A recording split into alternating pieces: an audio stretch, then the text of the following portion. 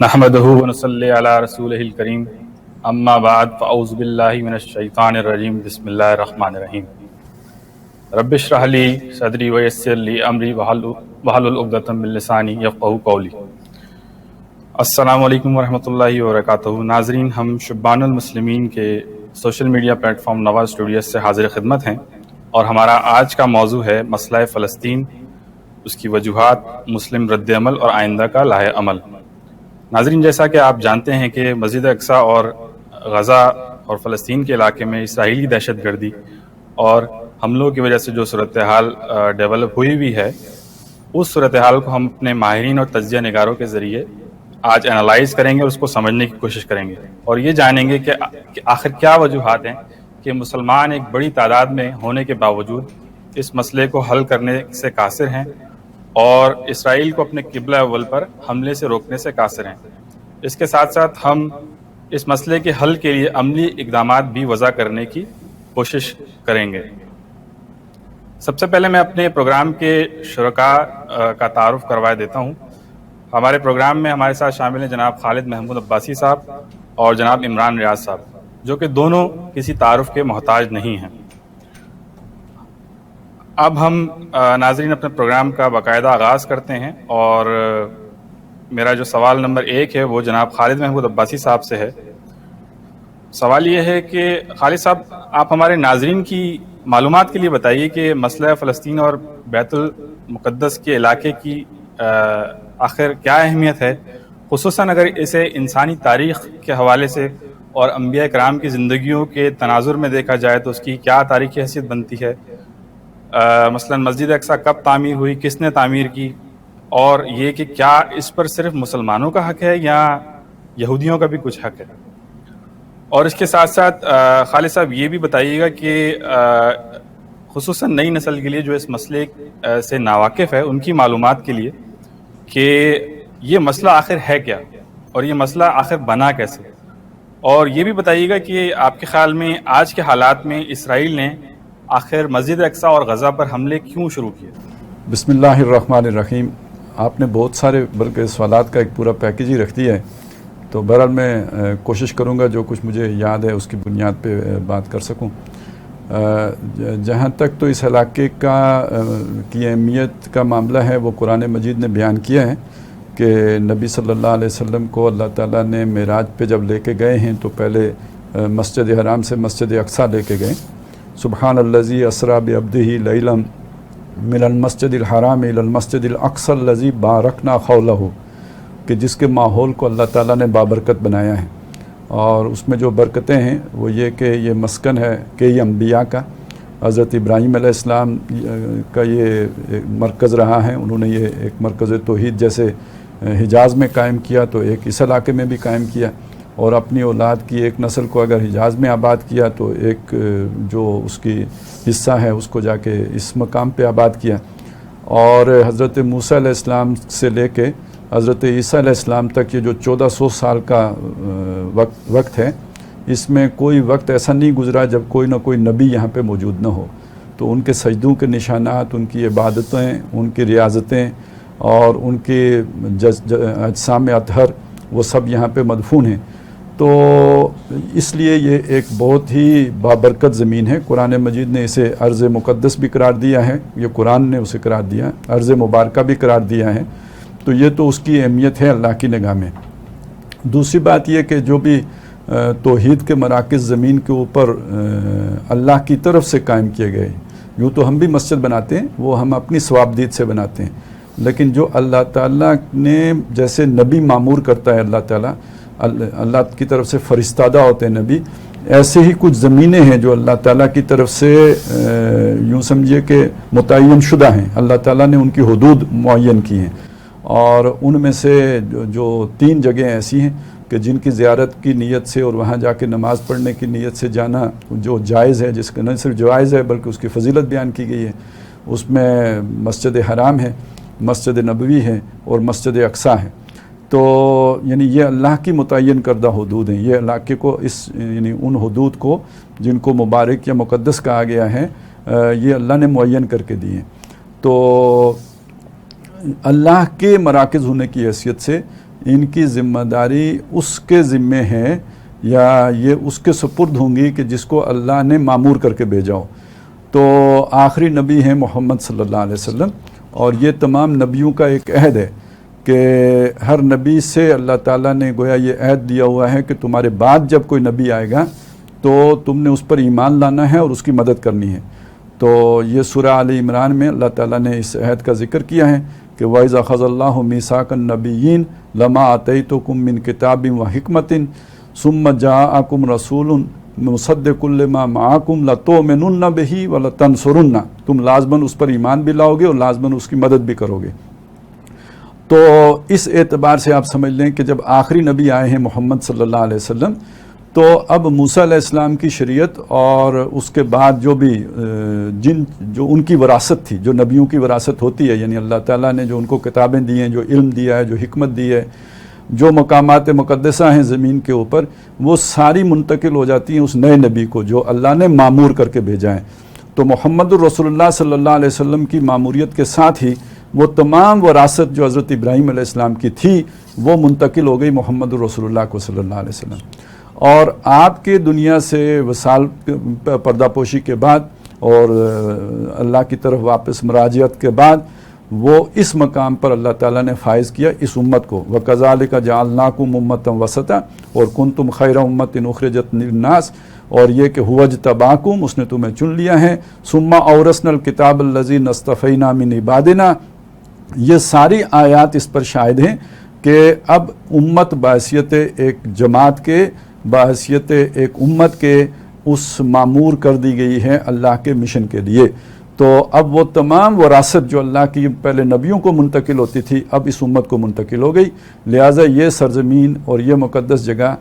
بھی اسی امت کے سپرد اللہ کی طرف سے ہو گئی. اور اس کی جو ایک اہمیت ہے جب معراج کی، کہ ویسے تو سب سے بہتر بات تو یہ ہوتی کہ مکے سے براہ راست اللہ تعالیٰ جو سب سے زمین کا ایک برکت والا حصہ ہے وہاں سے براہ راست آسمان پہ لے کے جاتے، لیکن حضور صلی اللہ علیہ وسلم کو پہلے بیت المقدس لے جایا گیا. وہاں آپ نے انبیاء کی امامت فرمائی ہے کہ جو یہاں پہ اس سے پہلے نمازیں پڑھاتے رہے، امام رہے ہیں اس جگہ کے، اب وہ محمد الرسول اللہ کی اقتداء میں نماز پڑھ رہے ہیں. تو جس کا مطلب یہ ہے کہ انہیں گویا اللہ کے اس وعدے کے مطابق اس معاملے میں کوئی اشکال نہیں ہے، کوئی رنج نہیں ہے، کوئی آر نہیں ہے کہ محمد الرسول اللہ کے پیچھے نماز پڑھیں. یہ تو سب ایک ہی امت ہے، تلک امت، جو بھی ایک امت واحدہ، یہ ایک ہی امت چلی آ رہی ہے، ان میں کوئی مسئلہ نہیں ہے. تو انہوں نے حضور صلی اللہ علیہ وسلم کی اس حیثیت کو تسلیم کر لیا. جیسے فرشتوں نے حضرت آدم کو سجدہ کر کے ان کی خلافت کو تسلیم کر لیا، اسی لیے حضور کی اقتداء میں، اسی طرح حضور کی اقتداء میں ان انبیاء نے نماز پڑھ کے حضور کی تولیت کو تسلیم کر لیا. لیکن یہ کہ یہ بدقسمتی رہی ہے کہ جو سابقہ ان کے متوسلین ہیں، متعلقین ہیں، انہوں نے اس امت کی اس حیثیت کو تسلیم نہیں کیا، نہ یہود نے کیا، نہ نصارہ نے کیا. تو تاریخی طور پر اگر آپ دیکھیں تو پہلا سب سے جو مرکز اس کو بنایا حضرت ابراہیم علیہ السلام نے بنایا. اب یہ کہ انہوں نے کوئی مسجد تعمیر کی نہیں کی، لیکن یہ کہ یہ حدود کا تعین تو اللہ کی طرف سے ہو گیا کہ یہ ایک جگہ ہے اور یہ مسجد ہے. مسجد کا مطلب عمارت نہیں ہے، وہ جگہ جہاں سجدہ کیا جاتا ہے، تو وہ ایک حدود کا تعین ہو گیا. اس کے بعد اگلی بات یہ ہوئی کہ حضرت موسیٰ علیہ السلام جب لے کے نکلے ہیں مصر سے بنی اسرائیل کو، پھر اس کے بعد انہوں نے اس علاقے میں یہاں پہ داخل ہوئے، تو پھر اس کے بعد ان کا یہاں سے ایک دفعہ پھر اخراج ہوا، اور پھر یہ طالوت و جالوت کی جنگ کے نتیجے میں یہاں ان کا اقتدار قائم ہوا. تو پھر حضرت سلیمان علیہ السلام جو تیسرے فرما روا تھے اس دور کے، یعنی پہلے حضرت طالوت، پھر حضرت داؤد علیہ السلام اور پھر حضرت سلیمان علیہ السلام، انہوں نے یہاں پہ ایک بہت بڑا معبد تعمیر کیا جسے عام طور پر ہیکل سلیمانی کہتے ہیں. یہ اس کی تعمیر اول ہوئی ہے، اور اس کی یہ تقریباً آپ سمجھ لیں کوئی 950 قبل مسیح کے لگ بھگ اس کی تعمیر ہوئی ہے. یہ 587 قبل مسیح میں گرا دیا گیا. بخت نصر جو عراق کا بادشاہ تھا اس کے ہاتھوں یہ گرا دیا گیا. اس کے بعد اس کی دوبارہ تعمیر ہوئی ہے حضرت عزیر علیہ السلام کے ہاتھوں، اور یہ 63 قبل مسیح میں جو ہے وہ اس علاقے میں قبضہ ہوا پہلے رومیوں کا جو مشرک تھے، اور پھر 70 مسیح میں یعنی سن 70 عیسوی میں رومیوں نے بڑا حملہ کر کے بغاوت کو فروغ کرنے کے لیے اس علاقے کو مسمار کر دیا، اور وہ ہیکل جو دوبارہ تعمیر کیا تھا حضرت عزیر علیہ السلام نے وہ پھر ڈھا دیا گیا.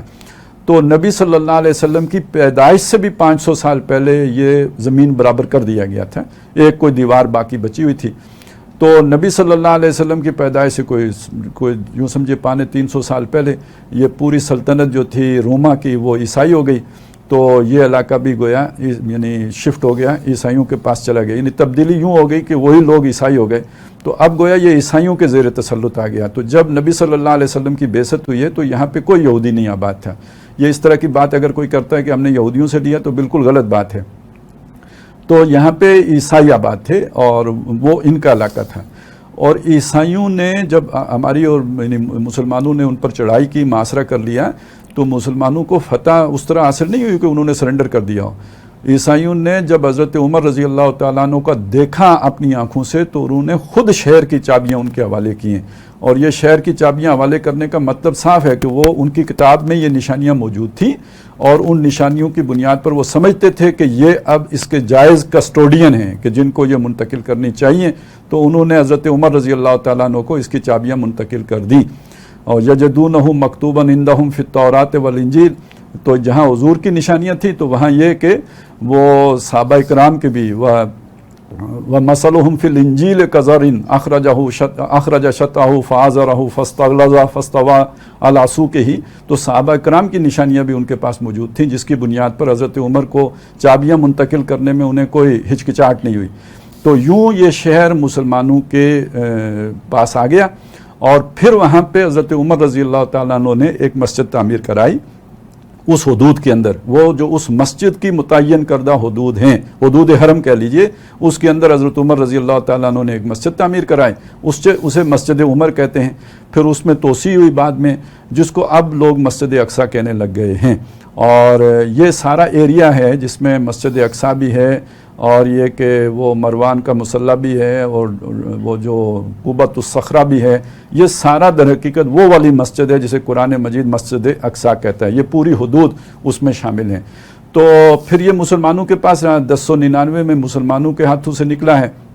صلیبیوں کے قبضے میں چلا گیا، 1187 میں مسلمانوں نے پھر حاصل کر لیا، اور پھر پہلی جنگ عظیم کے نتیجے میں یہ برطانیہ کے جو ہے وہ اس کا تسلط ہوا، تو اس نے اس علاقے میں آ کے یہودیوں کو دوبارہ آباد کرنا شروع کیا۔ سن 70 میں جو نکالے گئے تھے وہ 1917 میں دوبارہ یہاں آ کے آباد ہونا شروع ہوئے، اور 1948 میں انہوں نے یہاں پہ جو ہے وہ اپنی مملکت قائم کر لی، لیکن یروشلم اور بیت المقدس اور خاص طور پہ یہ جو مسجد اقصیٰ ہے یہ ایریا ان کے قبضے میں نہیں تھا۔ 1967 میں انہوں نے جارحانہ کارروائی کرتے ہوئے اس پر بھی قبضہ کر لیا، اور یہ بات بڑی دلچسپی کی ہے کہ جو 48 کی ریاست ہے اسے اقوام متحدہ نے تو تسلیم کیا، اگرچہ کہ مسلمانوں نے تسلیم نہیں کیا، لیکن جو 1967 میں اس نے علاقے قبضہ کر لیے وہ اقوام متحدہ کی قراردادوں کے مطابق بھی مقبوضہ علاقے ہیں، وہ اسرائیل کی سلطنت کا حصہ نہیں ہے، ابھی اس کا ایک غاصبانہ اور جابرانہ قبضہ ہے وہاں کے، تو یہ اس کی قانونی حیثیت ہے اس وقت۔ اور باقی مسلمانوں کے لیے وہ قبلہ اول کی حیثیت رکھتے ہیں، یعنی ایک تو وہ کہ اس کے کسٹوڈین اللہ نے مسلمانوں کو بنایا، دوسرا یہ کہ یہ ایک معلوم حقیقت ہے کہ جب نبی صلی اللہ علیہ وسلم مدینہ تشریف لے گئے تو سابقہ جو بھی شریعت ہے اسی کی اتباع میں آپ نے مسجد اقصیٰ ہی کی طرف رخ کر کے 16-17 مہینے نمازیں پڑھی ہیں، اور پھر آپ کو دوران نماز جب حکم آیا تو اس کے بعد آپ نے جو ہے دوسرے کی یعنی خانہ کعبہ کی طرف رخ کیا ہے، اس نسبت سے ہم اسے قبلہ اول کہتے ہیں۔ تو مسلمانوں کا ایک جذباتی تعلق اس کے ساتھ ہے قبلہ اول ہونے کی نعت یا حیثیت سے۔ تو یہ ہے اس کا تاریخی پس منظر، جو کچھ اگر کوئی آپ کا سوال رہ گیا ہو، جو آپ نے ڈھیر سارے سوال پوچھ لیے تھے، تو پھر دوبارہ کر لیجئے۔ سیر حاصل گفتگو فرمائی اور ہماری نالج میں اضافہ کیا۔ بس ایک آخری اس میں پوائنٹ جو میں آپ سے جاننا چاہوں گا کہ آپ کے خیال میں آج کے حالات کے تناظر میں اسرائیل نے اس پر حملہ کیوں شروع کیا ہے؟ اس کی کیا وجوہات ہو سکتی ہیں آپ کے خیال میں؟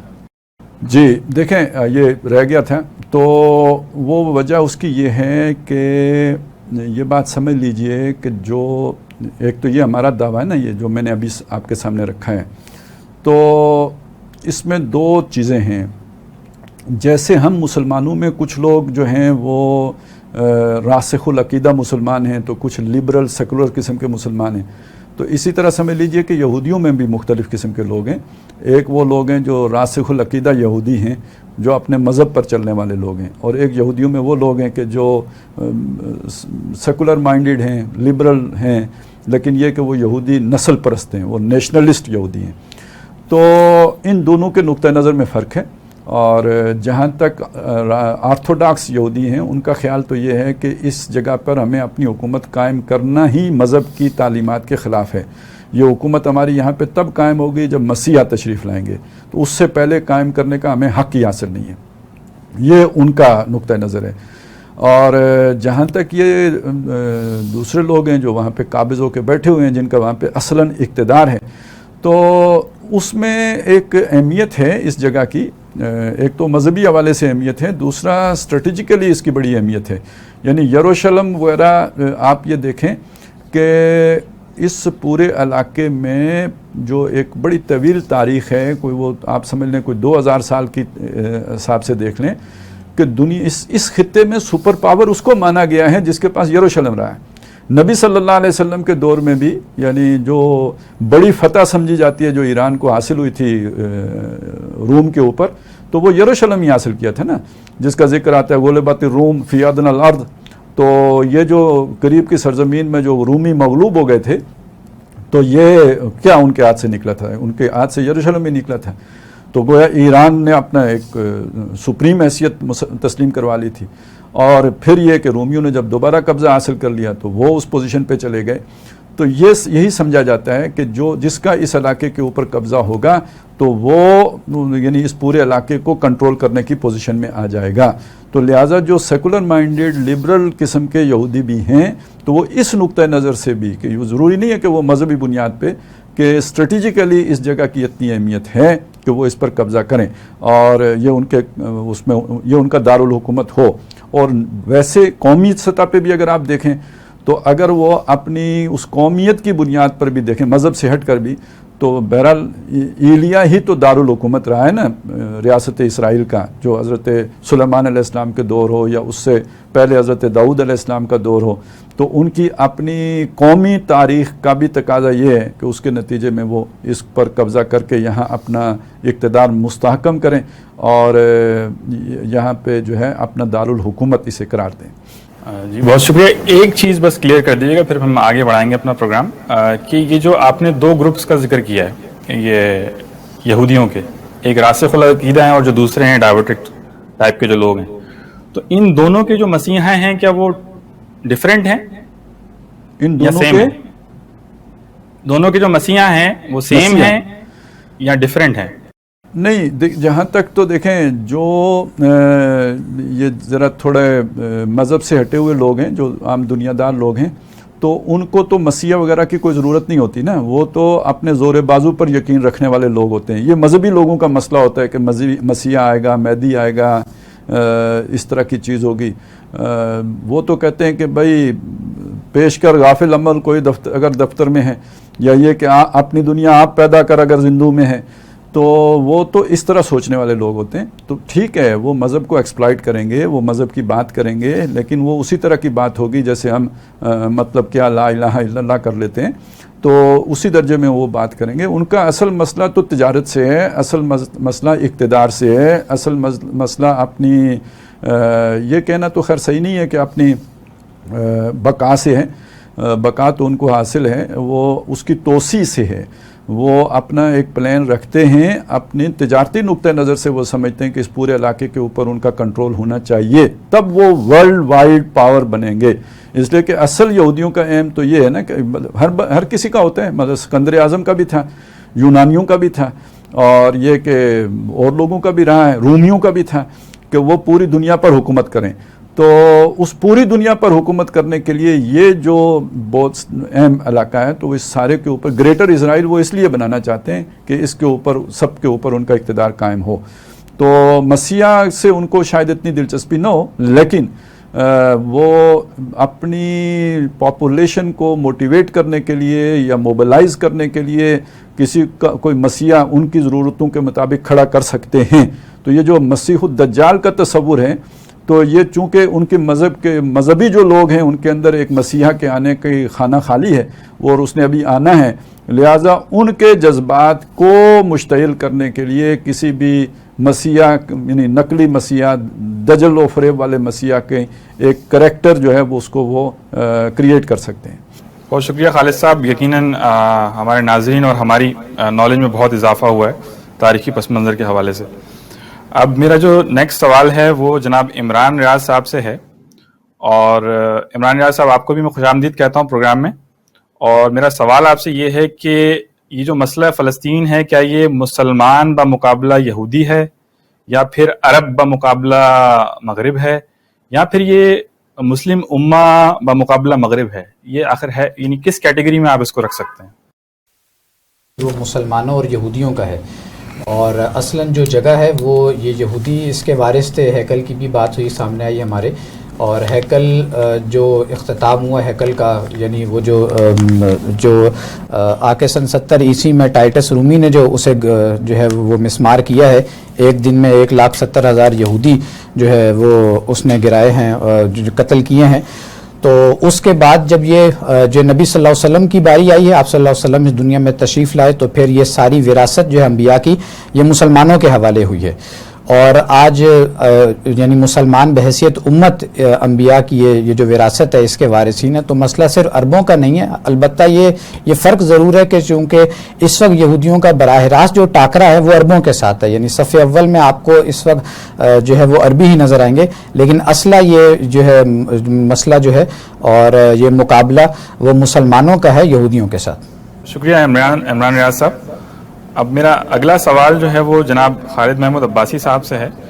کہ اس مسئلے کو مسلمان ممالک کی ترجیحات میں کس لیول پر ہونا چاہیے؟ قرآن و سنت کی روشنی میں رہنمائی فرمائیے گا۔ دیکھیں، یہ تو بہت ہی ایک کتابی سی بات ہو جائے گی اگر ہم اسے قرآن و سنت کی روشنی میں دیکھیں۔ ہم اپنے باقی زندگی کے معاملات کو بھی قرآن و سنت کی روشنی میں نہیں دیکھ رہے ہیں، تو قرآن و سنت کی روشنی میں دیکھیں تو ہمیں یعنی اس کو ہماری ترجیحات میں ہونا چاہیے، کوئی شک نہیں ہے۔ جیسے نماز پڑھنا ہم پر فرض ہے، تو اسی طرح جو مقدسات ہمارے حوالے کیے گئے ہیں یہ ہمارے پاس اللہ تعالیٰ کی طرف سے دی گئی ہوئی امانتیں ہیں، تو ان کی رکھوالی کرنا ہماری ذمہ داری ہے، ان کو پاک صاف رکھنا ہر قسم کی گمراہی سے۔ جیسے حضرت ابراہیم علیہ السلام اور حضرت اسماعیل علیہ السلام کو اللہ تعالیٰ نے حکم دیا تھا ان طہرا بیتی للطائفین والعاکفین والرکع السجود، تو ایسے ہی ہر قسم کی نجاست سے، وہ عقیدے کی ہو یا عمل کی ہو، اس سے پاک صاف رکھنا اور ان کی صفائی ستھرائی، اس کی آباد کاری، اس کی ہر طرح سے جو ہے وہ انتظام و انصرام کرنا، یہ ہماری ذمہ داری ہے۔ تو اس کو پروٹیکٹ کرنا بھی ہماری ذمہ داریوں میں ہے کہ وہاں کوئی شیطانی کام نہ ہو رہے ہوں، تو اس میں تو پہلی ترجیح پہ ہونا چاہیے، کوئی شک نہیں ہے، کوئی شبہ نہیں ہے اس پہ۔ رات کو نیند نہیں آنی چاہیے اس کو کسی دشمن کے قبضے میں دیکھ کر، لیکن یہ کہ چونکہ ہماری آخرت یا قرآن یا اللہ یا رسول ہماری ترجیحات میں ہی نہیں ہے، تو احکام بھی ہماری ترجیحات میں نہیں ہے۔ ہم تو اس میں مرے جاتے ہیں نا کہ ہمیں کہاں سے امداد کہیں نہ بند ہو جائے، کوئی ایسا بیان نہ دے دیں کہ جس سے کہیں فرانس ناراض ہو جائے، یا یہ کہ امریکہ بہادر خفا ہو جائے، اس کے ماتھے پہ کوئی بل پڑ نہ جائے۔ تو یعنی ہم تو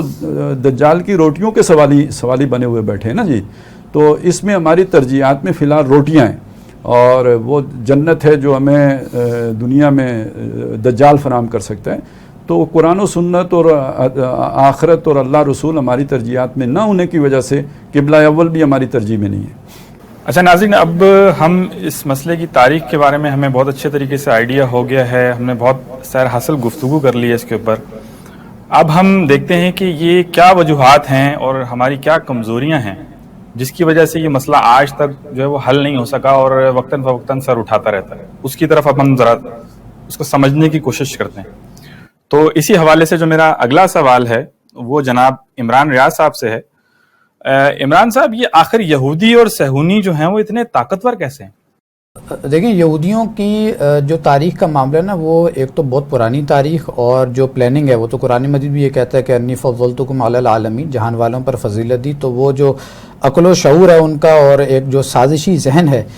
اس نے پوری دنیا کو اصل میں ٹریپ کیا ہے. اور چونکہ عیسائیت بہت بڑی تعداد میں اس وقت جو ہے وہ موجود ہیں, یعنی دنیا کی سب سے بڑی پاپولیشن مذہب کے اعتبار سے اگر دیکھی جائے تو وہ عیسائیت کی ہے.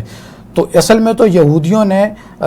جو ہے وہ ٹریپ کیا ہے عیسائیوں کو, اور پہلے وہ تثلیث کا عقیدہ گڑا, سینٹ پال آیا, اس نے یہودیوں کو ٹریپ کیا, اور اس کے بعد یہ کہ وہ تثلیث کا عقیدہ گڑا, اس کے پیچھے بھی یہودی ذہن جو ہے وہ کار فرمایا, اور وہ عقیدہ بھی ایسا گڑا کہ جس نے انسان کو جو ہے وہ عقل و شعور سے بھی عاری کر دیا, یعنی سوچنے سے بھی عاری کر دیا. اور اس اعتبار سے جب دیکھا جائے تو آگے بڑھ کے پھر انہوں نے جو بھی ان کی پلاننگ رہی ہے یہودیوں کی, تو اس میں پھر یہ جو نیشنلزم کا تصور ہے اور یہ نیشن اسٹیٹس کا جو تصور لے کر آئے ہیں, اس نے پھر مسلمانوں کی جو بھی کوئی قوت تھی اس کو بھی پارا پارا کیا. اور یہ کہ وہ آپ یوں دیکھتے ہیں کہ 1914 سے لے کے 18 تک وہ فرسٹ ورلڈ وار ہو یا اس کے بعد سیکنڈ ورلڈ وار, تو ان دونوں کے نتیجے میں مسلمانوں کی جو اصل قوت ہے وہ ختم ہوئی ہے. فرسٹ ورلڈ وار کے آخر میں خاص طور پہ 1924 میں جو خلافت تھی یا جو بھی حکومت عثمانیہ تھی اس کا بھی اختتام ہوا, اور جو واحد ایک سمبل کے طور پر بھی اگر مسلمانوں کی کوئی قوت رہ گئی تھی تو اسے بھی بالکل ختم کر دیا گیا. اس کے نتیجے میں جو یہودی جو پیچھے تھی ان کی سازش ہمیں اچھی طرح معلوم ہے, اور یہ بات اب کوئی یعنی ڈھکی چھپی ہوئی نہیں ہے, ازر من الشمس ہے کہ وہ فرسٹ ورلڈ وار ہو یا سیکنڈ ورلڈ وار ہو, اس کے پیچھے بھی اصل میں یہودی ذہن تھا کہ جس نے اپنا اسلحہ بھی بیچا ہے اور مسلمانوں کو اور اصل میں تو انسانوں کو آپس میں لڑوایا ہے. تو لڑوانے کے نتیجے میں ظاہر بات ہے انسانیت کمزور ہوتی ہے, اسلحہ بھی انہوں نے بیچا, اس کے نتیجے میں انہیں طاقت بھی حاصل ہوئی. پھر یہ کہ جیسے خالد صاحب بیان فرما رہے تھے کہ 1948 میں باقاعدہ وہ ریاست بھی انہوں نے قائم کر لی, اور جو دنیا کے بڑے ممالک ہیں ان میں بھی آج اب ہم دیکھتے ہیں کہ یعنی امریکہ میں بھی اسٹیٹ پالیسی جو بھی طے ہوتی ہیں خاص طور پہ پینٹاگون کے زیر سایہ اور وائٹ ہاؤس میں بھی, تو ان سب کے پیچھے یہودی ذہن ہے وہ کار فرما ہے. آج بھی ہم دیکھیں کہ ابھی کی بات یہ آپ دیکھ لیں کہ ساری دنیا میں اسرائیل کے جو بھی کوئی مظالم ہیں ابھی کے ریسنٹ بالکل یعنی پچھلے 2 اشروں کے, اس کے بعد امریکہ سے بھی یہ بات کی گئی, یعنی سامنے آئی پریشر ایک آیا کہ امریکہ کو بھی جو بھی ظلم ہو رہا ہے تو مخالف بیان دینا چاہیے, لیکن جو بائیڈن نے واضح طور پہ یہ کہا کہ ہم اسرائیل کے ساتھ ہیں, وی اسٹینڈ ود اسرائیل. اور انہی دنوں ایک نیا معاہدہ بھی اسلحہ بیچنے کا ایک نیا معاہدہ بھی اسرائیل کے ساتھ ہوا. اور پھر آپ دیکھیں کہ انڈیا میں ہمارے یعنی پاکستان کے ریفرنس میں اگر آپ دیکھیں تو مودی صاحب وہ پہلے جو پرائم منسٹر ہیں جنہوں نے باقاعدہ انڈین پرائم منسٹر کی حیثیت سے تاریخ میں یعنی اپنی تاریخ میں پہلی دفعہ انہوں نے اسرائیل کا دورہ کیا, 7 دن وہاں گزارے. تو انڈیا کے ساتھ بھی بہت ان کا گٹ جو ہے, اور بہرحال انڈیا ایک اس ریجن میں تو ایک یوں سمجھے کہ ابھرتی ہوئی پاور ہے. تو یہ ایک الائی ہے پورا, اور یہ الائنس انہوں نے بنایا ہے, اور انڈیا کو بھی ٹریپ کیا ہے اور عیسائیوں کو بھی ٹریپ کیا. تو بہرحال ان کی پشت پر ایک بہت بڑی یہ قوت کھڑی ہے, اور جب بھی اسرائیل کے اوپر کوئی بات ہوتی ہے تو یہ ممالک ہیں, یہ لوگ ہیں کہ جو سامنے آ کر اسرائیل کو پروٹیکٹ کرتے ہیں. تو اس اعتبار سے بہرحال یعنی عملاً ایک مسئلہ ہے کہ اسرائیل اس وقت فی الواقع ایک بڑی طاقت ہے. جی بہت شکریہ عمران صاحب. میرا جو نیکسٹ کوشچن ہے وہ خالد محمود عباسی صاحب سے ہے. خالد صاحب, کیا وجہ ہے کہ یہ مسئلہ جو کا تو ہے, اور کیا اس میں مسلمانوں کی باہمی اختلافات کا کتنا عمل دخل ہے؟ مفادات کے اس دور میں کیا موجودہ تقسیم شدہ جو ممالک ہیں اس حوالے سے کوئی سنجیدہ اقدامات اٹھا سکتے ہیں؟ ایک یہ کہ اس میں غیروں کی کیا حکمت عملی ہے جو کامیاب جا رہی ہے, اور دوسرے یہ کہ ہماری کیا کمزوری کہہ لیجئے, نالائکی کہہ لیجئے. تو جہاں تک تو اس بات کو سمجھ لیں کہ دنیا میں جو تبدیلی ہوئی ہے اور ایک صنعتی انقلاب آیا ہے, اور جو بھی سائنس اور ٹیکنالوجی پر جو فوکس کیا گیا ہے, تو اس کے نتیجے میں جو ایک پاور پیک تیار ہوا ہے مغرب میں, تو جب وہ ان اسلحوں سے لیس ہو کے مسلمان ممالک پر ٹوٹے ہیں تو ہم اپنے مطلب ایک یروشلم ہی کیا ہمارے ہاتھ سے سب ہی نکلتا چلا گیا نا. جب واسکو ڈی گاما نے پہلی دفعہ راستہ تلاش کیا, پھر وہ ہندوستان پہنچے, پھر تجارتی کمپنی آئی, ایسٹ انڈیا کمپنی آئی, پھر ہندوستان گیا, یہ باقی ممالک جاوا سماٹرا گئے, اور پھر رفتہ رفتہ جو ہے آپ کی خلافت مرد بیمار بنی, اور پھر مرد بیمار بن کے تو وہ پھر ختم ہی ہو گئی. تو یہ جو ساری طاقتیں ہیں وہ جب غالب آ گئیں تو ظاہر ہے اس کے پیچھے ایک پوری جو ہے وہ سوچ کار فرما تھی, اور وقت کی تاریخ کے اس بہتے دریا میں کوئی اپنی سیاہی گھول رہا تھا. اور وہ اقبال نے اس کو بیان بھی کر دیا کہ فرنگ کی رگے جہاں پنجہ یہود میں ہے, تو بہرحال اس قوم کے اندر بڑی صلاحیت تھی. اللہ تعالیٰ نے ان کو ایسے ہی تو سارے جان پر فضیلت نہیں دی تھی. تو انہوں نے یعنی ایک دفعہ پھر اپنے آپ کو اس قابل بنا لیا کہ وہ اپنے ان عیسائی دوستوں کی مدد سے، یعنی پوری عیسائیت کے اندر بھی انہیں نقب لگانی پڑی اس کام کے لیے. پروٹیسٹنٹ فرقہ انہوں نے کھڑا کیا، پھر اس کے ذریعے سے انہوں نے کامیابیاں حاصل کی. تو کیتھولک چرچ کے ذریعے سے تو یہ ممکن نہیں تھا، انہوں نے پروٹیسٹنٹ وجود میں لا کے ان کے ذریعے سے یہ سارا کام کروایا. اور برطانیہ نے ابتداء ان کے ساتھ جو ہے وہ تعاون کیا، وہاں جا کے آباد کیا. بالفور جو تھا وہ برطانیہ ہی کا وزیر خارجہ تھا، بعد میں شاید پرائم منسٹر بھی بنا ہے. تو یہ جو بھی آپ کی بڑی طاقتیں ہیں، برطانیہ ہے، فرانس ہے، جرمنی نے بھی پھر مدد کی کیونکہ اس نے پہلے وہ مارا تھا تو بعد میں ذرا اس کی تلافی بھی کرنے کی ضرورت تھی. تو امریکہ ہے، روس ہے، تو ان سب نے مل کے جو ہے ان کو موقع دیا کہ وہ یہاں آ کے اپنا وطن مألوف ان کی نگاہوں میں جو ہے تو اس میں لا کے ان کو بسایا کہ یہ اپنی زمین میں جا کے دوبارہ آباد ہو سکیں. اچھا، یہ بڑی دلچسپ بات ہے، میں دیکھتا رہتا ہوں بعض لوگ ہمارے کہتے ہیں کہ توہین رسالت اگر ہوئی ہے تو ہمیں چاہیے کہ ہم جو ہے نا وہ جرمنی میں جو ان کا قتل عام ہوا تھا اس کی جو ہے نا وہ بات کریں کیونکہ یہودی اسے پسند نہیں کرتے. بھائی وہ یہودیوں نے تو وہ خود پروپیگنڈا کر کے اپنی مظلومیت ساری دنیا پہ آشکارا کی تھی کہ ہم بڑے مظلوم لوگ ہیں، ہمیں مارا گیا ہے، ہمیں پیٹا گیا ہے. تو ہولوکاسٹ پہ بات کرنے کا مطلب یہ نہیں ہے کہ وہ اس پہ اپنی بے عزتی محسوس کرتے ہیں. ہولوکاسٹ ہوا تھا یا نہیں ہوا تھا، اور یہ جتنا یہودی اسے بڑھا چڑھا کے پیش کرتے ہیں یہ سچ ہے یا یہ جھوٹا پروپیگنڈا ہے، اس پہ بات نہیں کرنے دیتے. باقی آپ اگر ہولوکاسٹ میں دکھائیں گے کہ اتنے یہودی مارے جا رہے ہیں تو یہ تو یہودی چاہتے ہیں کہ آپ دکھائیں تاکہ لوگ ان سے اظہار ہمدردی کریں اور انہیں فیسیلیٹیٹ کریں. تو بہرحال یہ تو ان کی طرف سے ہوا جس کی وجہ سے وہ یہاں پہ ممکن ہوا. دوسری طرف یہ کہ ہمارا جو معاملہ ہے کہ ہماری کیا سستی، نالائکی، کمزوری، تو سب سے بڑی بات جو ہر بندے کو نظر آ جائے گی وہ یہ ہے کہ ہم میں اتحاد نہیں ہے. ہمارے 58 ممالک ہیں، اور پہلی بات تو یہ ہے. اور دوسری بات یہ ہے کہ جو ہمارے مجموعی طور پر ہماری صلاحیت میں کمزوری آئی ہے، اور دوسری طرف یہ بھی کہا جاتا ہے کہ ہم پر جان بوجھ کر ایسے لوگ مسلط کیے جاتے ہیں کہ جو باصلاحیت نہیں ہوتے، یعنی وہ اس اہل نہیں ہوتے کہ وہ اپنے ملک کی بھی قیادت کر سکیں. تو امت کے لیول پر تو سوچ ہی ختم ہو گئی نا. امت کی سوچ تو اب باقی نہیں رہی. سب سے پہلے پاکستان کی سوچ آ گئی، یا سب سے پہلے مصر کی سوچ آ گئی، یا سب سے پہلے عرب کی یا سعودی عرب کی سوچ آ گئی، سب سے پہلے ایران کی یا افغانستان کی سوچ آ گئی. تو وہ امت والی تو تصور ختم ہو گیا. وہ تو اب بتایا جاتا ہے کہ ٹھیکیدار مت بنو ساری امت کے. تو بظاہر یہ وہ چیزیں ہیں کہ جو ہر آدمی کو نظر آ جائیں گی، یعنی سوائے اندھا یا بہرا نہ ہو تو یہ نظر آ جائے گی. لیکن اس کی اگر کھوج آپ لگائیں گے، اس کی ٹو کریں گے، اس کی گہرائی میں اتریں گے، تو یہ در حقیقت نتیجہ ہے اللہ کے مشن کو پیٹ دکھانے کا، اللہ کی کتاب سے دور ہونے کا. اس لیے کہ ہمارے جوڑ کی بنیاد دیکھیے نیشنلزم نہیں تھا. یہ جو امت تھی اس کی جو وحدت تھی وہ رنگ کی بنیاد پر نہیں تھی، وہ نسل کی بنیاد پر نہیں تھی، وہ زبان کی بنیاد پر نہیں تھی، وہ نظریہ توحید کی بنیاد پر تھی. اور نظریہ توحید کا جو لٹریچر ہے جو اسے آپ کے رگ و پے میں جو بساتا ہے وہ قرآن مجید ہے. تو جب آپ قرآن سے کٹ گئے، اس سے دور ہو گئے، اس سے ناطہ توڑ لیا، اس سے منہ موڑ لیا، تعلق چھوڑ دیا، تو اس کے نتیجے میں پھر وہاں پہ مختلف خیالات ذہن میں اب پکیں گے. اس نظریے کی جگہ کوئی گھٹیا قسم کے نظریات وہ جو پیدا ہوں گے، اور ظاہر ہے کہ وہ پھر قومیت کے نظریات ہی ہو سکتے ہیں. تو جب ہم امت سے قوموں کی طرف منتقل ہوئے تو پھر ہمارے پاس دوسری جگہ جو تھی کھڑے ہونے کی، وہ ظاہر ہے کوئی لسانی عصبیت تھی، کوئی جو ہے وہ رنگ کی عصبیت تھی، زبان کی عصبیت تھی. یہی چیزیں ہیں کہ جنہوں نے پھر جوڑنے کی بنیاد بننا تھا. کہیں ترک نیشنلزم وجود میں آ گیا، تو کہیں عرب نیشنلزم، تو کہیں ہندی نیشنلزم، کہیں سندھی نیشنلزم. تو اب اس چیز میں ہم بٹ گئے، تقسیم ہو گئے. اور امت کا جو بڑا تفرقہ ہے وہ یہ سیاسی تفرقہ ہے. یہ بریلوی، دیوبندی، اہل حدیث، اہل تشیع، یہ تفرقہ ثانوی ہے، یہ ڈسپشن ہے. لوگ اسے بڑا تفرقہ سمجھتے ہیں اور اس کو فرقہ قرار دیتے ہیں. اس فرقے کی بنیاد پر کوئی سلطنت نہیں وجود میں آتی. اصل میں جو تقسیم ہوئی ہے جس نے امت کو پارا پارا کیا ہے وہ سیاسی تقسیم ہے، اور وہ سیاسی تفرقہ بازی ہے کہ جس میں مسلمان 58 ملکوں میں اور ڈیفائنڈ ملکوں میں اور ریکگنائزڈ ملکوں میں تقسیم ہو گئے.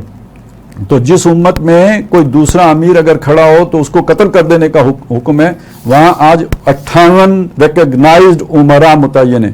تو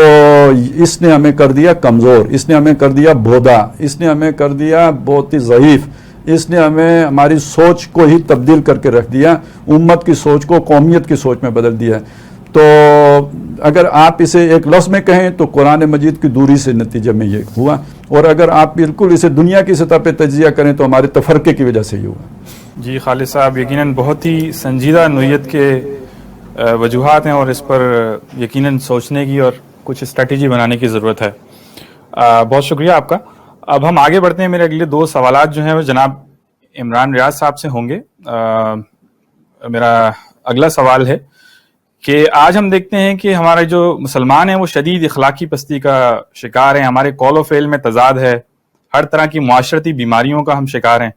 اور بلکہ یہ بھی کہا جاتا ہے کہ اگر مغربی اقوام جو ہیں وہ ایمان لے آئیں تو وہ شاید ہم سے زیادہ بہتر مسلمان ثابت ہو جائیں. آپ کیا سمجھتے ہیں، کیا یہ بھی ایک وجہ ہے کہ ہم کثرت میں ہونے کے باوجود آج اغیار کے سامنے بے بس ہیں، اور عوام کیسے ان اخلاقی کمزوریوں سے نجات پا سکتی ہے؟ الفاظ استعمال کیے کثرت کے، تو وہ ذہن میں نبی صلی اللہ علیہ وسلم کی وہ حدیث آ گئی، آج کل کافی وائرل بھی ہو رہی ہے، کہ نبی صلی اللہ علیہ وسلم نے فرمایا کہ ایک زمانہ مسلمانوں تم پر ایسا بھی آئے گا کہ وہ مثال دی آپ صلی اللہ علیہ وسلم نے کہ جیسے وہ یعنی دسترخوان جب بچھایا جاتا ہے اور لوگوں کو کھانے کے لیے جب بلایا جاتا ہے تو لوگ جیسے ٹوٹ پڑتے ہیں، اسی طریقے سے تمہارا معاملہ بھی یہی ہوگا کہ اقوام عالم جو ہیں وہ تم پر ٹوٹ پڑیں گی. تو پوچھا گیا کہ نبی صلی اللہ علیہ وسلم کیا اس وقت ہم تعداد میں کم ہوں گے؟ تو حضور نے فرمایا کہ نہیں، تعداد میں تو تم بہت ہوگے، لیکن اچھا پھر پوچھا کہ پھر وجہ کیا ہوگی؟ تو فرمایا کہ تم میں وہن کی بیماری پیدا ہو جائے گی. اور جب پوچھا گیا کہ وہن کیا ہے تو حضور نے فرمایا کہ حب الدنیا و کراہیت الموت، وہ ہے دنیا کی محبت اور موت سے نفرت. تو اصل میں ہوا یہ کہ جو خالد صاحب نے ابھی آخری نقطہ بیان کیا کہ ایک لفظ میں اگر بیان کیا جائے تو اصلاً ہماری دوری ہے قرآن مجید سے، یعنی اخلاقی پستی کا بھی شکار ہم اس لیے ہوئے کہ ہماری دوری قرآن مجید سے پیدا ہوئی، اور اسی کے نتیجے میں پھر یہ دنیا کی محبت اور یہ موت سے نفرت ہمارا مقدر بنی ہے. اور اس کو ایک اور اینگل سے بھی دیکھ لیتے ہیں، وہ یہ ہے کہ قرآن مجید نے یہ سورہ بقرہ کے آغاز میں جو گفتگو کی ہے نا بنی اسرائیل کے حوالے سے، تو وہ 10 رکوع ہیں جو علماء بنی اسرائیل پر اصلاً قرآن مجید کی چارج شیٹ ہے کہ ہم نے تمہیں یہ نعمتیں عطا کی، ان جو ہے وہ خوبیوں سے تمہیں سرفراز کیا، اور وہیں پر ہی قرآن مجید میں متعدد بار یہ بات بھی آئی کہ جہان والوں پر ہم نے تمہیں فضیلت عطا کی، لیکن تم نے ہمارے انعامات کی قدر نہیں کی. اس کے نتیجے میں وہ اخلاقی کمزوریاں بھی پھر ان کے اندر پیدا ہوئیں، اور ایک ہمت کا نہ ہونا جیسے آج پوری دنیا میں ہے ہوئی. جو خالد صاحب ذکر کر رہے تھے کہ 58 ممالک ہونے کے باوجود ہماری کوئی سے نہیں ہے، ہم اپنے معاملات بھی خود نہیں طے کر سکتے، ہمارے بجٹ بھی کہیں اور بنتے ہیں، ہماری حکومتیں بھی کہیں اور جو ہے وہ طے ہوتی ہیں، اور پھر یہ کہ ہمارے ہاں جو ادارے ہیں ان کے بڑوں کے فیصلے بھی کہیں اور ہوتے ہیں. تو ہم یہ کسی درجے میں بھی کوئی ایک فیصلہ بھی جو ہے وہ خود سے کرنے کی طاقت میں نہیں ہے. تو اخلاقی کمزوری صرف عام طور پہ جیسے وہ یعنی منافقین کے حوالے سے جو بات کہی جاتی ہے کہ وہ کیٹیگریز میں جو بات آتی ہے کہ یعنی یہ شرطیں ہوں، یہ چیزیں ہوں تو وہ منافق آدمی شمار ہوتا ہے، وہ بھی ظاہر اخلاقی کمزوری ہے. اس کو اگر لارجر اسکیل پر ہم لے جائیں تو وہ کم ہمتی، اور پھر یہ کہ بزدلی، اور یہ کہ پھٹ پڑنا، اور پھر یہ کہ جھوٹ اور دغا بازی اور چوری، یہ ساری وجوہات اس میں شامل ہیں. قرآن مجید نے یہودیوں کے حوالے سے جو بات کہی کہ ضربت علیہم الذلۃ والمسکنۃ وباؤوا بغضب من اللہ، ذلت اور مسکنت اللہ تعالیٰ نے تھوپ دی ان کے اوپر، اور وہ اللہ کا غضب لے کر لوٹے. اس کی وجہ بھی یہ بیان کی کہ یہ کیوں ہوا، کیونکہ تم نے ہماری آیات کا انکار کیا، اور یہ کہ جو انبیاء تھے ان کو ناحق قتل کیا. تو ہماری امت میں انبیاء کا معاملہ چلے نہ بھی ہو، لیکن مجددین جو بھی آئے ان کے ساتھ ہم نے کوئی اچھا سلوک تو نہیں کیا. تو بہرحال ان سب کے نتیجے میں ہمارے اندر وہ اخلاقی کمزوری پیدا ہوئی، اور جس کا آج ہم خمیازہ جو ہے وہ بھگت رہے ہیں کہ ہماری دنیا میں کوئی سے نہیں ہے، کوئی ہماری بات سننے کو تیار نہیں ہے. اور کبھی اگر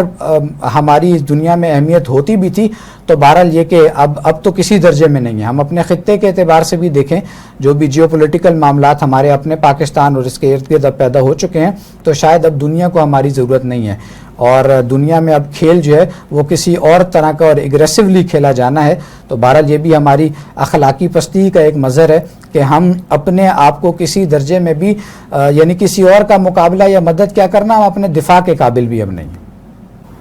اچھا، اب اگلا سوال میں آپ سے ہی کروں گا عمران صاحب. اگلا سوال یہ ہے کہ آج اگر دیکھا جائے تو مسلمان سائنس اور ٹیکنالوجی اور ریسرچ میں بھی بہت پیچھے رہ گئے ہیں، اور دور حاضر کی جو ماڈرن ٹیکنالوجی ہے انفارمیشن کے حوالے سے ہو، یا چاہے موبائل فون ٹیکنالوجی ہو، یا چاہے جدید ہتھیاروں کی بات کریں، تو وہ بھی اغیار کی مرہون منت ہے، انہی سے ہمیں خریدنے پڑتی ہیں یہ ساری چیزیں. اور یہی وجہ ہے کہ حماس کے جو داغے گئے میزائل تھے زیادہ تر یا راکٹس تھے، اور ان کو اسرائیل کی جانب سے انٹرسیپٹ کر لیا گیا. زیادہ تر راکٹ تو ان کو لگے ہی نہیں، تو دے ور کوائٹ سیف. تو اپنے سروائیول کے لیے ان امور میں سائنس اور ٹیکنالوجی میں ترقی کرنا، ان پہ توجہ دینا کتنا ضروری ہے؟ آپ کیا سمجھتے ہیں اس حوالے سے؟ مجید نے بھی یہ بات بیان کی ہے، سورہ انفال میں بات آئی ہے جب غزوہ بدر کا مارکہ پیش تھا تو جو بھی تیاری ہو رہی تھی، اور بعد میں بھی جب اللہ تعالیٰ کی طرف سے ہدایات آئی ہیں، جو بھی غلطیاں تھیں ان کو پن پوائنٹ کیا گیا، تو اس میں بھی یہ بات بیان کی گئی کہ تم اپنی قوت کو مجتمع رکھو، اپنی قوت کو جمع کرو، اور یہ کہ اپنے گھوڑوں کو تیار رکھو. تو اس میں تو کوئی شک نہیں ہے، کسی درجے میں بھی ہونا بھی نہیں چاہیے کہ اپنے آپ کو اس ٹیکنالوجی کے اعتبار سے اوپر لے کر جانا، اور جو بھی جدید اس کے ذرائع ہیں اور یعنی جو کچھ بھی حاصل کیا جا سکتا ہے یہ تو ضرور کرنا چاہیے. لیکن عام طور پر جو غلط فہمی ہو جاتی ہے وہ یہ کہ کل کا کل بھروسہ اور اعتماد جو ہے وہ اس پر ہو جاتا ہے. علامہ اقبال نے تو یہ بات کہی تھی کہ دنیا کو ہے پھر مار کے روح و بدن پیش، تہذیب نے پھر اپنے درندوں کو ابھارا. اللہ کو پامردی مومن پہ بھروسہ، ابلیس کو یورپ کی مشینوں کا سہارا.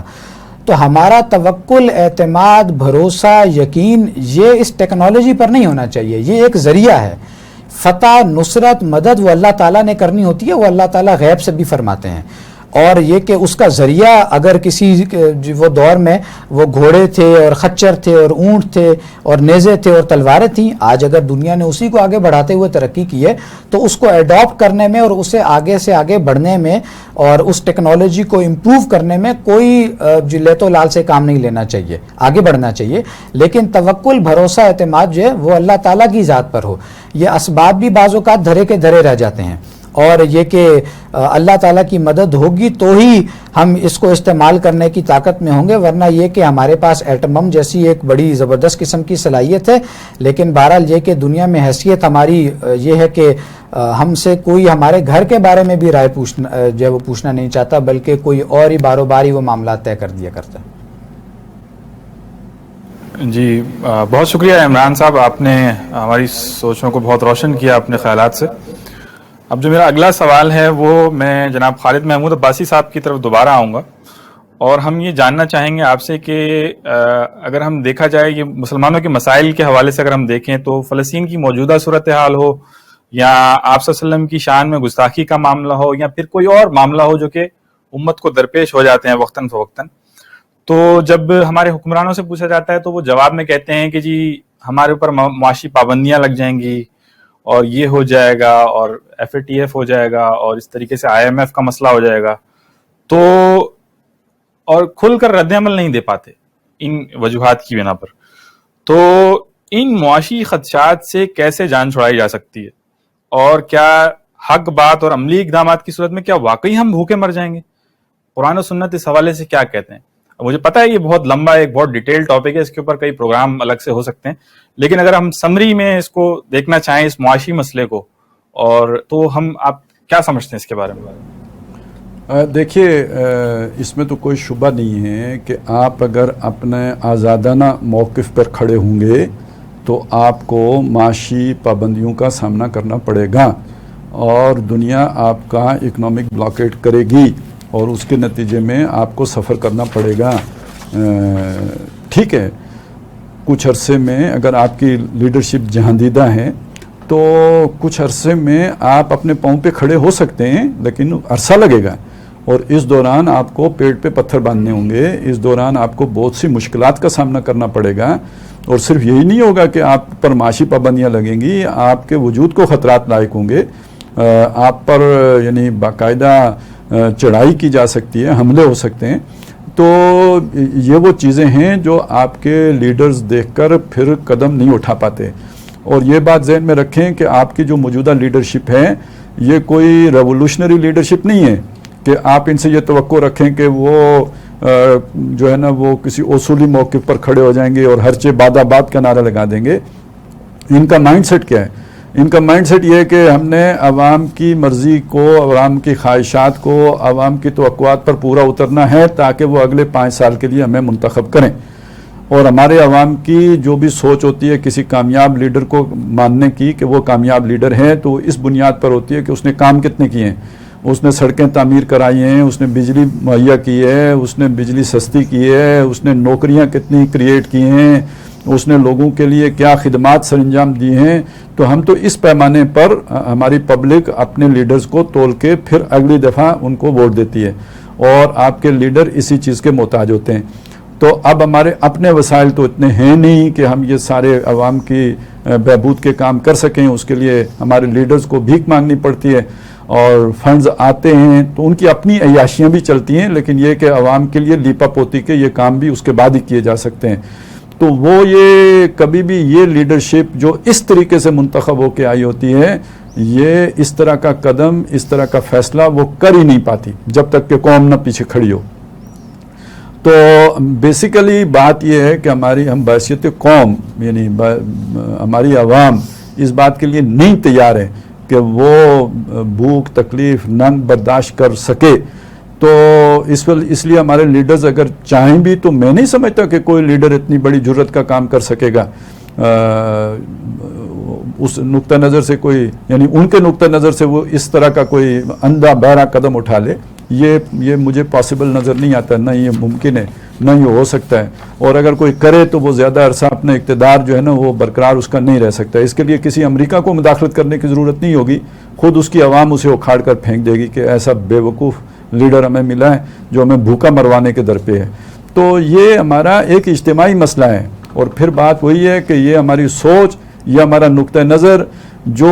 آخرت کی پر منحصر ہونا چاہیے تھا، وہ دنیا پر منحصر اس لیے ہو گیا، روٹیوں کا طلبگار اس لیے ہو گیا، اور دنیا کی آسائشات کا طلبگار اس لیے ہو گیا کہ ہم نے قرآن کو چھوڑا ہے. اور یہ قرآن مجید ہی کو چھوڑنے کے نتیجے میں، جسے ابھی آپ کو سامنے انہوں نے رکھا تھا نا، وہن کی بیماری، تو وہ کیا ہے؟ حب الدنیا ہے نا. تو وہ دنیا کی محبت ہمارے خواص میں بھی، ہمارے لیڈروں میں اور ہمارے عوام میں بھی در آئی ہے. لہذا اس نے ہمیں کر دیا ہے کمزور، اور اس نے ہمیں کر دیا ہے ضعیف، اور اس نے ہمارے اندر پیدا کر دی ہے استقامت. تو یہ ہمارا اجتماعی مسئلہ ہے، یہ صرف لیڈرز کا مسئلہ نہیں ہے. لیڈر کوئی چاہے بھی تو وہ کوئی ایسا قدم نہیں اٹھا سکتا جو اس کی قوم کی توقعات اور منشا کے خلاف ہو. اور بہرحال اس وقت جو کچھ زبانی جمع خرچ بھی کیا گیا ہے، اسرائیل کو اس کی بھی توقع نہیں تھی اس لیڈرشپ سے، اور اس لیڈرشپ نے اگر یہ زبانی جمع خرچ کیا ہے تو یہ بھی اپنی عوام کے جذبات جو بھی بڑک اٹھے تھے، اللہ تعالیٰ نے فلسطینیوں کو ہمت دی، وہ کھڑے ہو گئے. ان کی لگتا یہ ہے کہ ان کے وہن کے دور گزر گیا ہے. ان کو اللہ تعالیٰ نے ایک خاص قسم کا معجزاتی قسم کا ایمان عطا کر دیا ہے. ان کے بچے کے اندر ایک جذبہ پیدا کر دیا. ٹینک کے سامنے بچے کا پتھر لے کے کھڑا ہو جانا معجزے سے کم نہیں ہے. یہ انسانی رویہ نہیں ہے. انسان اپنی موت دیکھ کے سوچتا بعد میں ہے، بھاگتا پہلے ہے. اور صرف انسان کا معاملہ نہیں، ہر جاندار کا معاملہ یہ ہوتا ہے. یہ انسان کے اندر گویا بلکہ ہر جاندار کے اندر یہ چیز تکوینی طور پر موجود ہوتی ہے. غیر شعوری رد عمل ہوتا ہے جان بچانے کا. تو وہاں پہ پتھر لے کے ٹینک کے آگے کھڑے ہو جانا، اور وہ جو مسلمان خاتون جس کو ہتھکڑی لگائی گئی تو اس کے لبوں پہ مسکراہٹ پھیل گئی، یہ معجزے سے کم بات نہیں ہے کسی قوم کے اندر یہ جذبہ پیدا ہو جانا. تو یہ جذبہ تو یا تو پیغمبرانہ تربیت کے نتیجے میں پیدا ہوتا ہے، یا کوئی اللہ تعالیٰ کی کوئی خاص لدنی معاملہ ہو تو تب یہ چیز ہوتی ہے، اور وہ ہوئی ہے. اور یہ دو قوموں میں نظر آ رہا ہے، ایک فلسطینیوں میں، دوسرا کشمیریوں میں. اور اس نے پھر باقی پبلک کو، مسلمان پبلک ہی کو نہیں، پوری دنیا کی عوام کو، وہ عیسائی ہوں یا دہریے کیوں نہ ہوں، لبرلز، سیکولرز قسم کے لوگ کیوں، بہرحال انسان ہے نا، ان کی ایک فطرت ہے جو اللہ نے بنائی ہے، اور وہ مظلوم کے لیے، اور بہادر مظلوم کے لیے ایک انسپائر ہوتی ہے ان سے. اور یہ فلسطینیوں کی جرت ہے اور ان کی مظلومیت ہے جس نے پوری دنیا کو ان کا ہمدرد بنایا ہے. اور اس ہمدردی کے ہاتھوں دنیا کی لیڈرشپ مجبور ہوئی ہے، اور جس کے نتیجے میں یہ جو کچھ تھوڑا بہت ابھی آپ کو نظر آیا کہ اسرائیل پیچھے ہٹ گیا ہے، وگرنہ یہ کہ اس کے پیچھے ہٹنے کا کوئی پروگرام تھا نہیں، تو وہ پیچھے ہٹ گیا، تو یہ اس وجہ سے ہٹا ہے. تو فی الحال تو بس اتنا ہے، اور یہ بھی غنیمت ہے. بہت شکریہ خالد صاحب. اچھا ناظرین کی دلچسپی کے لیے میں بتاتا چلوں، عام طور پہ یہ جو مسئلے کی وجوہات ہیں ان کو ڈسکس نہیں کیا جاتا، لیکن اپنے اس پروگرام میں ہم نے اس کی وجوہات کا جائزہ لینے کی بھی کوشش کی ہے تاکہ ہم اس کے اوپر اپنا احتساب کر سکیں اور اس کے اوپر کور اپ کرنے کی کوشش کر سکیں۔ تو وجوہات کا جائزہ لینے کے بعد ہم دوبارہ آتے ہیں اپنے موجودہ مسئلہ فلسطین کی طرف، اور میرا اگلا سوال جو ہے وہ خالد صاحب سے ہی ہے۔ سوال یہ ہے کہ تھوڑا سا ڈیٹیل سوال ہے، میں ایلیبریٹ کروں گا، پھر آپ اپنا اس پہ ویو دیجیے گا۔ ایک سوچ یہ بھی ہے اور آج کل چند حلقوں میں زیر بحث بھی ہو رہا ہے کہ فلسطینی اس بات کو تسلیم کر لیں کہ اقوام متحدہ نے جو 1948 میں فیصلہ کیا تھا وہ دراصل میں بین الاقوامی برادری کا ہی فیصلہ تھا، اور دنیا میں اگر آپ کو اب جینا ہے تو اس طرح کے فیصلے اگرچہ وہ غلط ہی کیوں نہ ہوں آپ کو تسلیم کرنے پڑیں گے۔ اور اسی اصول پر آپ کو معلوم ہی ہوگا کہ بنگلہ دیش جب وجود میں آ گیا تو ہم نے بھی اس فیصلے کو تسلیم کر لیا تھا، اور جس طرح ہماری عدالتیں جو ہیں وہ فیصلہ کرتی ہیں تو نہ چاہتے ہوئے بھی ہمیں غلط فیصلے بھی قبول کرنے پڑ جاتے ہیں، یا اگر ہمیں اعتراض ہے تو قانونی طریقہ کا اختیار کرنا پڑتا ہے۔ اب اس حوالے سے کیونکہ ایک عالمی ادارے نے فیصلہ کر دیا ہے اور اسرائیل اس میں بطور ایک حکومت کے، ایک سلطنت کے، ایک ریاست کے وجود پذیر ہو گیا ہے، تو مسلمانوں کو جو ہے وہ اس اسرائیل کی ریاست کو قبول کر لینا چاہیے، کیونکہ اس ریاست کو بین الاقوامی قوانین نے قبول کیا ہے، اور جب آپ عالمی سطح پر فیصلوں سے اختلاف کریں گے تو پھر صرف طاقت کے بلبوتے پر ہی فیصلہ ہوگا، اور جو کہ نظر بھی آ رہا ہے کہ اس کے علاوہ اور کوئی چارہ نہیں ہے۔ اور لاسٹ اس میں چیز یہ ہے کہ بین الاقوامی قوانین جو ہے وہ 1928 کے بعد یہ فیصلہ کر چکا ہے کہ کسی مقبوضہ علاقے کو بھی آپ حصہ نہیں بنا سکتے، جبری قبضہ آپ نہیں کر سکتے۔ تو چنانچہ اگر دوسرے اینگل سے دیکھا جائے تو اسرائیل کو بھی مقبوضہ علاقے خالی کرنے چاہیے، تو اس تجویز پر آپ کی کیا رائے ہے؟ دیکھیں، اس میں پہلی بات تو یہ ہے کہ یہ بات سمجھ لینے کی ہے کہ ایک ہوتا ہے اصولی موقف اور ایک ہوتا ہے زمینی حقائق کی روشنی میں حقیقت پسندانہ موقف۔ تو حقیقت پسندی کا تقاضا تو یہی ہے کہ فلسطینیوں کو یہ بات تسلیم کر لینی چاہیے، لیکن اصولی موقف جیسے میں نے آپ کو بتایا کہ یہ اس زمین کی ایک خاص اہمیت ہے، یہ کسی اور دنیا کے خطے کی طرح کا علاقہ نہیں ہے، یہ اللہ تعالیٰ کی ایک شاعر اللہ پر مبنی ایک زمین ہے اور اس کی کسٹوڈین امت مسلمہ ہے۔ تو اگر یہ حل آپ کبھی تسلیم بھی کریں، زمینی حقائق آپ کو مجبور کر دیں اس حل کو تسلیم کرنے پر، تو تب بھی انڈر پروٹیسٹ یہ حل تسلیم کرنا چاہیے کہ اقوام متحدہ نے غلط فیصلہ کیا ہے، لیکن بہرحال قیام امن کی خاطر ہم اس فیصلے کو تسلیم کرتے ہیں، ہم اسے دل و جان سے نہیں مانتے، اسے ہم منصفانہ نہیں سمجھتے، یہ غیر عادلانہ اور انصاف پر غیر منصفانہ فیصلہ ہے، تو اس کو ہم صرف قیام امن کے لیے تسلیم کرتے ہیں۔ پہلی بات تو یہ ہوگی، لیکن اصل بات یہ تو جو پہلی ہے یہ ثانوی ہے، میں نے صرف ترتیب میں اس کو پہلے رکھ لیا ہے۔ بنیادی سوال یہ کھڑا ہوتا ہے کہ 1948 میں جو فیصلہ کیا اقوام متحدہ نے، جس کا آپ ذکر کر رہے ہیں کہ فلسطینیوں کو تسلیم کر لینا چاہیے، تو یہ فلسطینیوں سے اس کا تقاضا تو تب کیا جانا چاہیے جب اسرائیل اس فیصلے کو تسلیم کرتا ہو۔ اسرائیل خود اس فیصلے کو تسلیم کرنے کے لیے تیار نہیں ہے، اس نے 1967 میں مزید قبضے کر لیے ہیں ان علاقوں کے اوپر، اور وہ قبضہ چھوڑنے کے لیے اب تیار نہیں ہے، جس میں یروشلم شامل ہے، جس میں بیت المقدس شامل ہے، یہ علاقے بھی مقبوضہ ہوئے ہیں اور ان کو ابھی تک اقوام متحدہ نے اسرائیلی ریاست کا حصہ قرار نہیں دیا ہے۔ تو اگر اسرائیل کی موجودہ ریاست اپنے ان مقبوضہ علاقوں کو آزاد کرنے کے لیے تیار ہو تو پھر اس کے بعد یہ سوال کھڑا ہوتا ہے کہ فلسطینیوں کو اسے تسلیم کر لینا چاہیے۔ بات یہ ہے کہ اگر فلسطینی مزاحمت نہ کریں، اگر وہ کھڑے نہ ہوں، تو اسرائیل مقبوضہ علاقوں کی کیا بات کرے گا؟ وہ تو سارے علاقے کے اوپر قبضہ کر لے گا، اور مسجد اقصیٰ گرا چکا ہوتا اگر فلسطینیوں کی مزاحمت جاری نہ ہوتی تو اس وقت مسئلہ فلسطینی نہیں ہے، اور ان کے ماننے یا نہ ماننے سے کوئی فرق نہیں پڑتا، بلکہ اسرائیل کے توسیع پسندانہ اقدامات ہیں، اور اس کی جو پوری دنیا باقی سب کو جنٹائل سمجھتے ہوئے اور حیوان سمجھتے ہوئے اور ان کے اوپر اپنے اقتدار قائم کر کے ان کی لگامیں کسنے کا پروگرام ہے، وہ صرف فلسطینی مسئلہ نہیں ہے، وہ پوری نوع انسانی کا مسئلہ ہے۔ اسے لوگوں کو معلوم ہونا چاہیے کہ فلسطینیوں کے بعد پھر باقی عربوں کا نمبر آئے گا اور پھر پوری دنیا کا نمبر آئے گا۔ کیونکہ وہ تو صرف چوزن پیپل تو اپنے آپ کو قرار دیتے ہیں نا, اور وہ غیروں کے بارے میں جیسے قرآن نے کہا کہ ذالک بانہم قالوا جو وہ یہ اس لیے ہوا کہ وہ یہ کہتے ہیں کہ لیس علینا فی الامیین سبیل, ہم سے امیوں کے بارے میں تو نہیں پوچھا جائے گا, ہم انہیں نوچیں گھسیٹیں ماریں ان کو لوٹ کھسوٹ کریں تو ان کے بارے میں تو ہم سے نہیں پوچھا جائے گا. تو یہ ہے اصل مسئلہ, ان کے توسیع پسندانہ عزائم, ان کے جو ایمبیشنز ہیں وہ پرابلم کر رہی ہیں. Thank you very much. اب میں جو میرا اگلا سوال ہے وہ جناب عمران ریاض صاحب سے میں کروں گا اسی حوالے سے, اور اس کے چند جو سولوشنز پیش کیے جا رہے ہیں. تو ہماری ساری ڈسکشن کو اگر ہم دیکھیں اور تو کیا یہ ہونا چاہیے کہ چند جو بڑے اور طاقتور اسلامی ممالک ہیں, بالخصوص پاکستان, ترکی اور ملیشیا وغیرہ, کوئی اسٹریٹجک بلاک بنا لیں اور کوئی تھنک ٹینک ایسا قائم کر لیں جو اسلامی دنیا کو درپیش چیلنجز کا جائزہ لے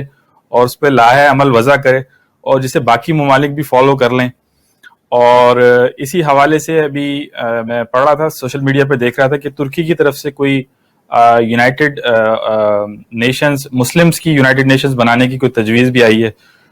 اور اس کے علاوہ جو 2019 میں غالباً جو عمران خان اور طیب اردگان صاحب اور مہاتیر محمد نے ایک انگلش ٹی وی چینل قائم کرنے کا بھی ارادہ ظاہر کیا تھا. تو کیا ایسے کام بھی ہونے چاہیے؟ ہم ان کو اپریشیٹ کرنا چاہیے جہاں پر بھی ایسی کوئی بات ہو, امت کو جوڑنے کی اور امت کی ایک آواز بلند کرنے کی, وائس ریزنگ کی جو بھی کوئی بات ہو اسے اپریشیٹ بہرحال کرنا چاہیے. لیکن مسئلہ یہ ہے نا کہ پہلے آپ OIC ایک بنا کر بیٹھے ہوئے ہیں, کیا اس کا حاصل ہے؟ ایک عرب لیگ بھی بنی ہوئی ہے, اس کا حاصل کیا ہے؟ اور یہ بات آج کی تو نہیں ہے کہ ہمیں اپنی ایک مسلمانوں کی اقوام متحدہ جو ہے مسلم اقوام متحدہ بنانی چاہیے. یہ بات کئی جگہوں سے پہلے بھی آتی رہی ہے, ترکی سے بھی آتی رہی ہے, سعودی عرب سے بھی آتی رہی ہے ڈھکے چھپے انداز میں, اور پاکستان میں بھی بعض لوگ ہیں یہ کرتے رہے ہیں. لیکن حاصل کیا ہے ان چیزوں کا؟ یعنی اس بات کو ان ڈیپتھ سمجھنا چاہیے کہ جب تک ہمارا جو اصل رخ ہے ہماری توجہات کا اور یہ کہ ہماری پریورٹیز کا, ہمارے ہاں کوئی پریورٹیز کا تعین نہیں ہے, جب تک آپ کے اندر امت کا درد ہی نہیں ہے تو ان باتوں کا کیا فائدہ؟ اور یہ باتیں تب ہوتی ہیں کہ جب ہم پر کوئی اس قسم کی آنسلاٹ آتی ہے, کوئی ہم پر افتاد آئی تو اس کے نتیجے پہ ہم سر جوڑ کر بیٹھتے ہیں کہ اس کو یوں کر لیں یا ویسے کر لیں.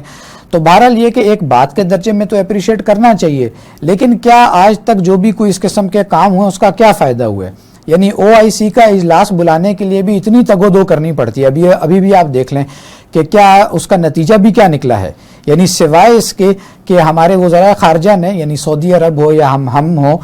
وزراء خارجہ نے یہ بات کہی ہے کہ بیت المقدس ریڈ لائن ہے اور اسے ہم کراس نہیں ہونے دیں گے, اور یہ کہ ہم اس کی شدید مذمت کرتے ہیں. بس مذمت در مذمت در مذمت در مذمت, کیا فائدہ, کیا حاصل اس کا نکلا؟ یعنی کون سی کوئی اقوام عالم نے ہماری بات سن لی, یا کون سا کوئی اسرائیل اس کے جو ہے وہ اپنے اس جو بھی اس کا کلیم ہے اسے بیک آف کر گیا؟ کچھ بھی نہیں ہوا.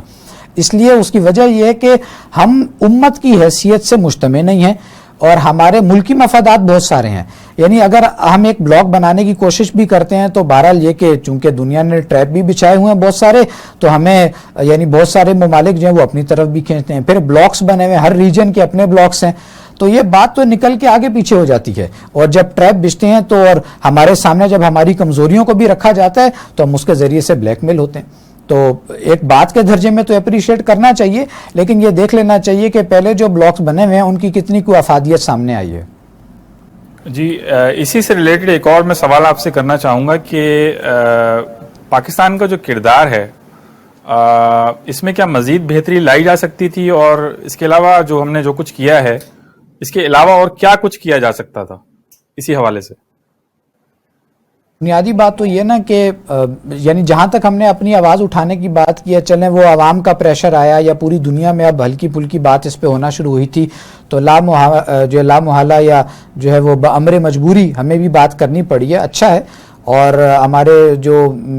فورن منسٹر ان کی طرف سے جو چند ایک باتیں وائرل بھی ہوئی ہیں وہ ٹھیک ہے, مناسب ہیں, لیکن یہ کہ ایک یعنی منظم انداز میں اس بات کو بیان کرنا اور اسے ڈیفرنٹ فورمز پر اٹھانا, اور مسلم ممالک کے جو فورن منسٹریز ہیں ان کو اعتماد میں لے کر اگر وہ بات کی جائے تو یقیناً اس کا فائدہ ہوگا اور اس بات کو آگے بڑھایا جا سکتا ہے. اور یہ بھی وہی پریورٹیز کا مسئلہ ہے, ہمیں اپنی فورن پالیسی میں مستقلاً اس مسئلے کو رکھنا چاہیے. کہ اگر مسلم ممالک پر بھی کوئی افتاد اس قسم کی آ پڑتی ہے تو ہم مؤثر طور پر اس کا جو ہے وہ جواب دے سکیں. ہماری فارن پالیسی کا وہ ایک یعنی لکھنے کے درجے میں تو بہرحال وہ حصہ ہے، لیکن یہ کہ عملاً اس کے اوپر کوئی جو ہے وہ خاطر خواہ کام نہیں ہوتا، تو مزید بھی اس کو یقیناً بہتر کیا جا سکتا ہے. اس حوالے سے اگر ہم مسلم ممالک کو اگر تناظر میں رکھیں تو جو لانگ ٹرم یا شارٹ ٹرم آبجیکٹیوز ہمارے کیا ہو سکتے ہیں یا کیا ہونے چاہیے تاکہ یہ مسئلہ دوبارہ کھڑا نہ ہو؟ سے بھی اور مسلم ممالک کے اعتبار سے بھی بہرحال یہ ایک فرق ہے. آپ کے ساتھ وہ مسلم یعنی وہ ممالک بھی ہو سکتے ہیں کہ جو یعنی مسلم نہیں ہیں، لیکن یہ کہ آپ کے ساتھ ان کے تجارتی تعلقات ہیں، بہت قسم کے یعنی متعدد قسم کے آپ کے معاہدے ان کے ساتھ ہوتے ہیں، تو انٹرسٹ کی بیس پر ایک دوسرے کا ساتھ دے کر اپنی رائے عامہ کو بڑھانا یہ بالکل کیا جا سکتا ہے. اور جیسے کہ لابنگ ہوتی ہے تو لابی ایک نیگیٹو انداز میں بھی لابنگ ہوتی ہے، پازیٹیو انداز میں بھی ظاہر بات ہے لابنگ ہوتی ہے. اور پازیٹیو انداز میں اگر یعنی ذہن سازی کی جائے اور کسی کو اپنی رائے کا حمایتی بنایا جائے تو اس میں کوئی یعنی غلط بات بھی نہیں ہے، لوگوں کو اپنی رائے پر وہ لانا چاہیے. تو جو ممالک ہیں جو آپ کے ساتھ چاہے وہ مسلم نہ بھی ہوں، لیکن اگر آپ کے ساتھ ان کے تعلقات اچھے ہیں تو ان کو اپنی رائے کا حامی بنایا جائے. اور اسرائیل کے اوپر جو بھی ہم کر سکتے ہیں پریشر وہ بلڈ کرنا چاہیے، چاہے وہ اقوام متحدہ کا فورم ہو یا وہ جو سیکیورٹی کونسل کے جو ممالک ہیں، ہم تو ظاہر اس میں نہیں ہیں، لیکن یہ کہ بہرحال جو ممالک وہاں پر ہیں اگر ہم ان کے ذریعے سے کوئی بات پہنچا سکتے ہیں اور تو وہ ہمیں یقیناً کرنی چاہیے. اور پھر یہ کہ بلاک والی بات جو ہے اگر وہ پہلے سے بھی چونکہ بنے ہوئے جیسے OIC ہے اسی کو مؤثر کیا جائے. اور اگر OIC یعنی یہ بات کہی جا سکتی ہے نا کہ OIC اگر فی الواقع اپنا رول پلے کرے تو اس بات کو مؤثر انداز میں دنیا کے سامنے رکھا جا سکتا ہے. پھر یہ کہ ایک معاملہ ہے ابلاغ کے اعتبار سے، جو دنیا کا میڈیا، ہمارا مسئلہ بھی ہے نا کہ ہمارا میڈیا بھی بہرحال جہاں سے پیسے لیتا ہے تو پھر انہی کی بات ہی اسے کرنی پڑتی ہے. تو ہمارا میڈیا بھی اس انداز میں تو اس کو نہیں اٹھا رہا یا جو ہے وہ اہمیت نہیں دے رہا، پرائم ٹائم پہ جگہ نہیں دے رہا جیسے کہ دینی چاہیے.